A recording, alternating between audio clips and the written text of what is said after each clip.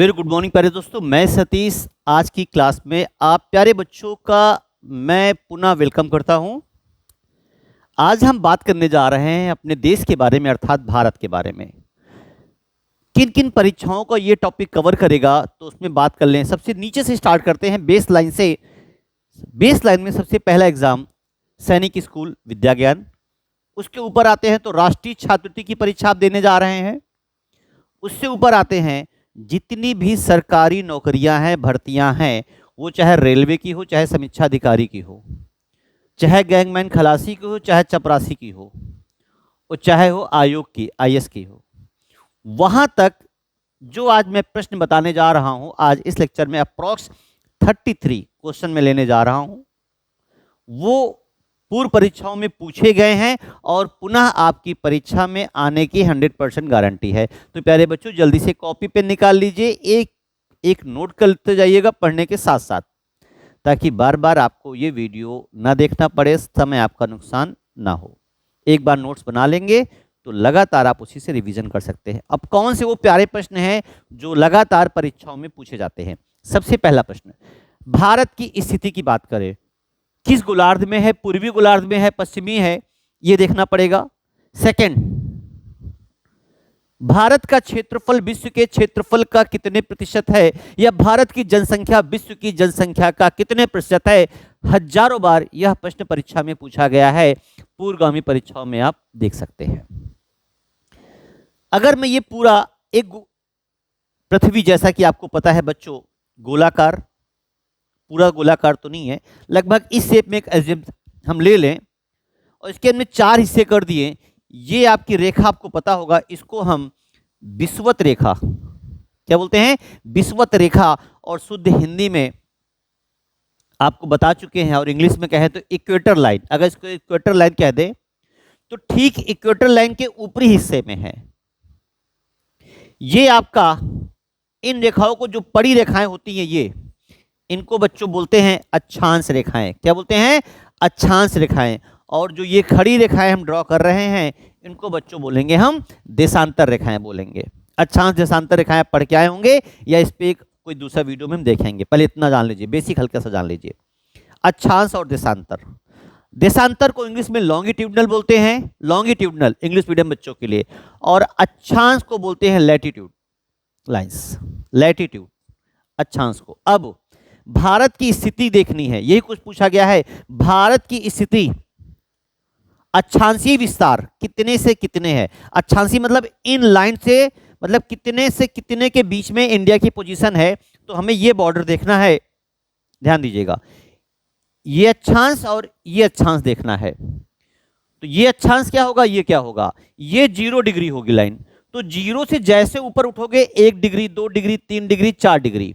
तो भारत की जो स्थिति है, नीचे से 8 डिग्री 4 मिनट, नीचे से इस इक्वेटर से 8 डिग्री 4 मिनट जब ऊपर जाओगे तो भारत की सीमा स्टार्ट हो जाएगी। मुख्य भूमि की बात कर रहा हूं मैं, जमीन। लास्ट में 37.6 ऊपरी बात करोगे, उत्तरी अक्षांश।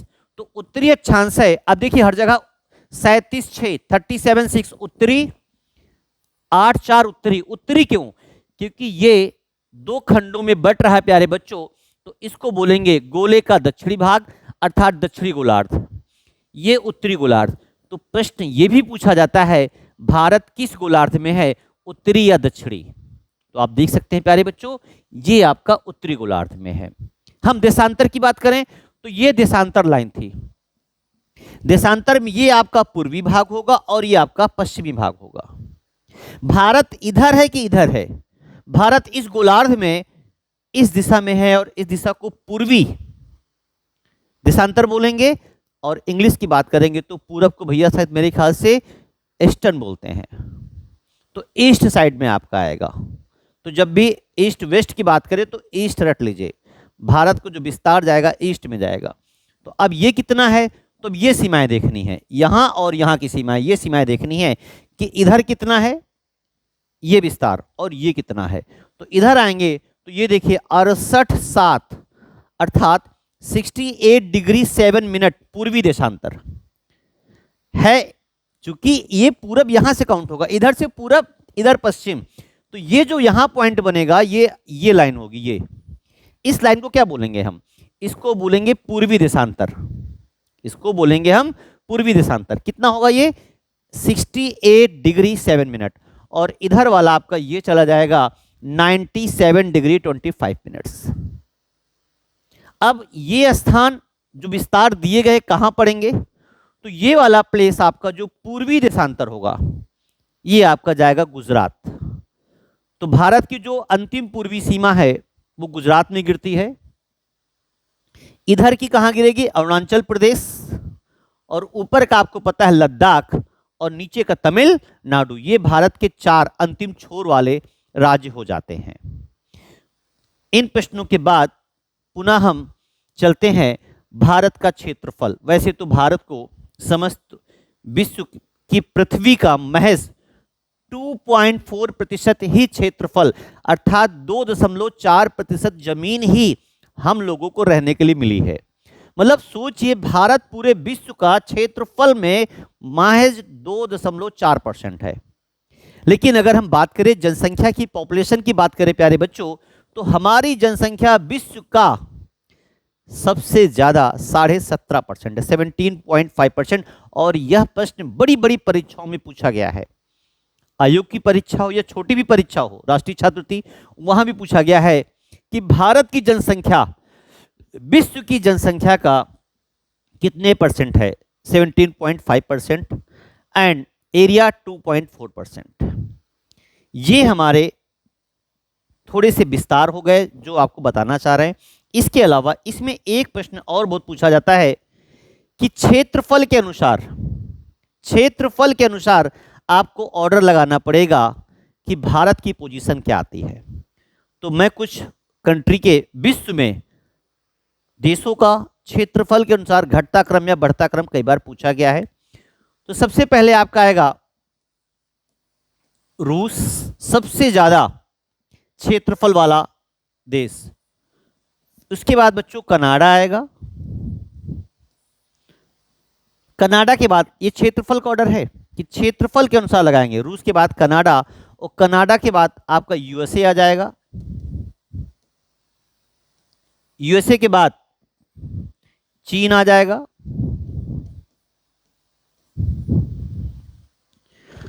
कहते हैं विश्व में जो भारत की स्थिति है क्षेत्रफल के अनुसार 7वां और जनसंख्या में सेकंड। लेकिन अभी जो नए आंकड़े आए हैं उसमें बता रहे हैं कि शायद हम जनसंख्या में पहले स्थान पे पहुंच चुके हैं। तो अगला नेक्स्ट है, आप देख सकते हैं ब्राजील,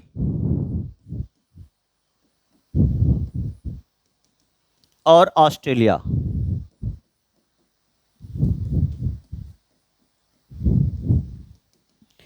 कई किताबों में इसका अलग अलग डेटा भी मिलता है।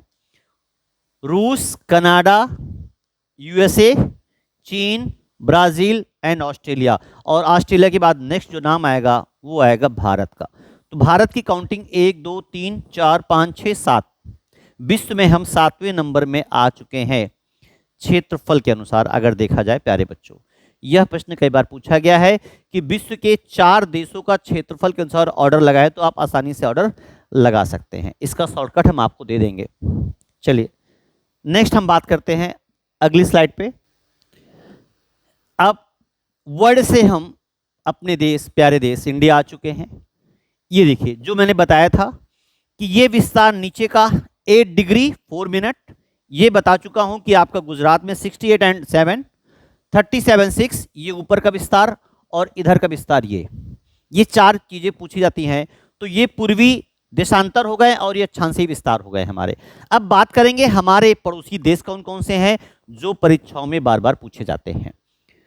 तो टोटल कितने पड़ोसी देश हैं? कुछ जमीन से बॉर्डर बनाते हैं और कुछ बच्चों पानी से बनाते हैं। ऐसे देशों की बात करने जा रहे हैं हमारे भारत के पड़ोसी देश। तो भारत के साथ जो टोटल 7 पड़ोसी देश है जो जमीन से बॉर्डर शेयर करते हैं, 1 बाय 1 शुरू करते हैं।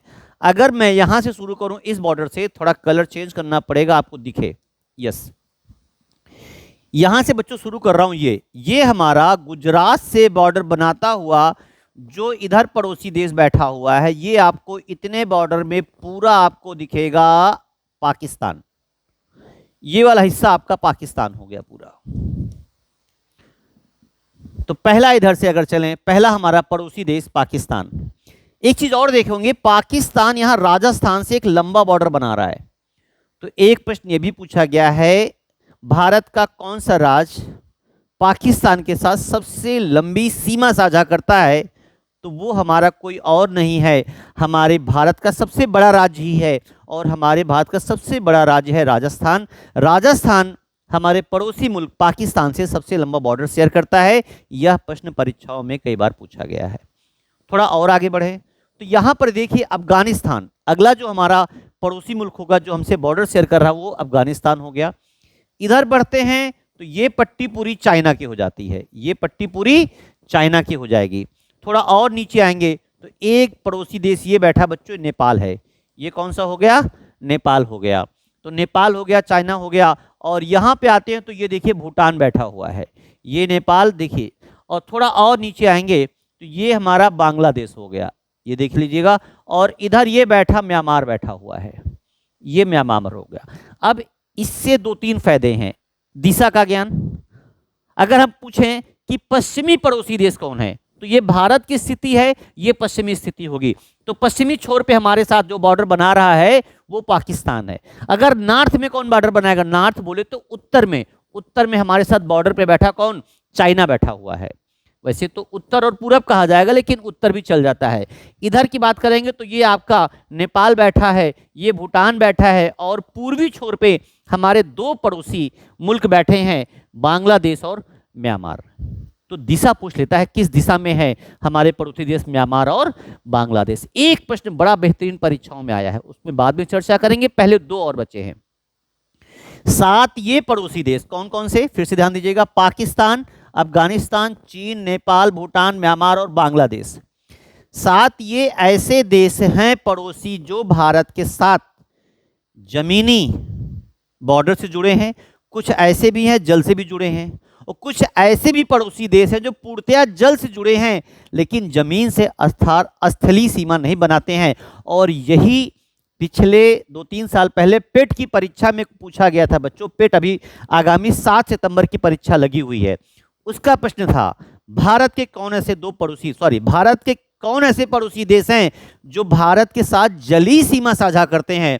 तो भैया तो ये तो स्थलीय वाले हो गए, थोड़ा जल भी साझा कर लेते हैं। लेकिन 2 ऐसे पड़ोसी देश बैठे हुए हैं जहां जाने के लिए आपको पानी में तैर के जाना पड़ी भैया, ये तो नाव से जाएक पड़ी, ये तो स्टीमर से जाएक पड़ी या जहाज से जाएक पड़ी।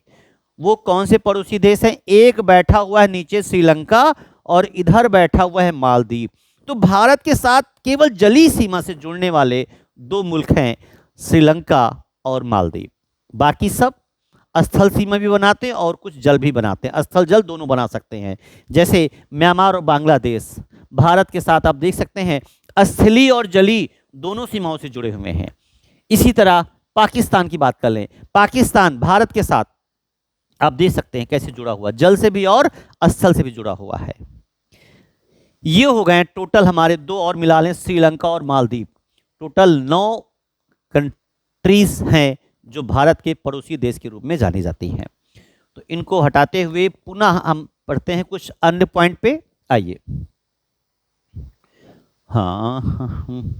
बच्चों चलिए अब बात कर लेते हैं हम समुद्र तटीय राज्यों की। लगभग बॉर्डर कवर कर रहे हैं। पूछा जाता है कि भारत किन किन सागरों से घिरा हुआ है। तो सबसे नीचे आएंगे इंडियन ओशन, हिंद महासागर, नीचे को बोलेंगे हिंद महासागर। तो भारत हिंद महासागर के उत्तरी क्षेत्र में जाएगा। इधर आपका ये पूरा अरब सागर है, ये बंगाल की खाड़ी है और नीचे हिंद है। तो भारत 3 तरफ से हिंद महासागर, बंगाल की खाड़ी और इधर अरेबियन सी अरब सागर से घिरा हुआ है। घिरा हुआ है तो इसके कुछ राज्य समुद्र तट रखते हैं और कुछ नहीं रखते हैं। तो प्रश्न ये पूछा जाता है भारत के समुद्र तटीय राज्य कुल कितने हैं जो समुद्र तट पर स्थित हैं। तो 1 बाय 1 अगर हम स्टडी कर लें तो इधर से आएंगे तो समुद्र तट रखने वाला पहला राज्य हमारा ये हो जाता है गुजरात। ये पूरा गुजरात हो गया। और खास बात और है, सबसे लंबी समुद्र तटीय सीमा भी गुजरात के पास है। अगला राज्य हमारा हो जाता है महाराष्ट्र, जिसके पास समुद्र तट है। अगला छोटा सा गोवा है। गोवा के बाद आपका ये कर्नाटक है और उसके बाद ये केरला है। तो इस तट पे आप देख सकते हैं गुजरात, महाराष्ट्र, गोवा और केरला, ये 5 स्टेट हैं जो समुद्र तटीय सीमा रखते हैं। और सबसे लंबी समुद्र तटीय सीमा बच्चों गुजरात के पास है और सबसे छोटी किसके पास है? गोवा। 1 2 3 4, एक छूट गया इसमें, कर्नाटक। 5 राज्य इधर हो गए। और इस तट को बोलते हैं हम पश्चिमी घाट, वेस्टर्न घाट। तो वेस्टर्न घाट में 5 स्टेट हैं, 5 राज्य हैं जो समुद्र तटीय सीमा रखते हैं। अब हम बात करें ईस्टर्न घाट अर्थात पूर्वी घाट, इस वाले तट को बोलेंगे पूर्वी घाट। तो ये पूर्वी घाट के राज्य हैं, पश्चिमी घाट के राज्य हैं। पूर्वी घाट में आपका होगा बच्चों तमिलनाडु, आंध्र प्रदेश, उड़ीसा और पश्चिम बंगाल। अगर हम पूछे इस तट पे, देखिए ये आपका हो गया तमिलनाडु, ये आंध्र प्रदेश, उड़ीसा और पश्चिम बंगाल। अगर पूछें इधर किसके पास सबसे लंबा तट है, तो वो होगा आंध्र प्रदेश के पास होगा, इस तट पे आंध्र प्रदेश। लेकिन अगर हम ओवरऑल पूछ बैठे भैया किस राज्य के पास, चाहे पूर्वी घाट हो चाहे पश्चिमी घाट हो, सबसे लंबी समुद्र तटीय सीमा है, तो वो कोई और नहीं है, महज एक, कौन सा है? गुजरात का ही नाम आप लेंगे। तो ये ढेर सा, हाँ एक प्रश्न इंपॉर्टेंट था, भारत के साथ सबसे लंबा स्थल सीमा, स्थल बॉर्डर, जमीनी बॉर्डर बनाने वाला भारत का पड़ोसी देश कौन है? इसको पीसीएस जैसी बड़ी परीक्षाओं से लेके राष्ट्रीय छात्रवृत्ति जैसी छोटी परीक्षाओं में भी पूछा गया है। वो ये है, बांग्लादेश भारत के साथ सबसे लंबा बॉर्डर शेयर करता है। और सबसे लंबा समुद्र तटीय सीमा किसकी है? गुजरात की। ये भी पीसीएस जैसी बड़ी परीक्षाओं में तो आया ही, इसके साथ राष्ट्रीय छात्रवृत्ति जो क्लास 8th में स्कॉलरशिप के लिए हो रही, उसमें भी पूछा गया है। तो प्यारे बच्चों, इसी संडे से हम बैच स्टार्ट कर रहे हैं राष्ट्रीय छात्रवृत्ति का अपने घर पे। क्लासेस पूरी फ्री हैं, किसी प्रकार का कोई चार्ज नहीं लेना मुझको। जो बच्चे क्लास करना चाहें वो आ सकते हैं। इसी संडे से मेरी क्लास स्टार्ट हुई राष्ट्रीय छात्रवृत्ति। पिछले बार अप्रोक्स 40 बच्चे थे, 40 में जिसमें डलमऊ के बच्चे थे, जीजीआईसी देवानंदपुर कई स्कूल के बच्चे थे, 28 बच्चे हमारे राष्ट्रीय छात्रवृत्ति में सेलेक्ट हुए थे। इस बार भी करीब 40 से 50 बच्चों का बैच बनाने जा रहे हैं। हर स्कूल से एक या दो बच्चे आ सकते हैं जो रतापुर और त्रिपुला के पास रहते हैं। मेरा नंबर मैं दे रहा हूं, आप कॉल कर सकते हैं 8808886901। ये मेरा नंबर है। संडे को क्लासेस सुबह 9 बजे से लेके 2 बजे तक होंगी। सरकारी स्कूल में पढ़ने वाले बच्चों के लिए पूर्णतः फ्री है। इस संडे की क्लास में प्राइवेट स्कूल का कोई बच्चा एक्सेप्टेबल नहीं है।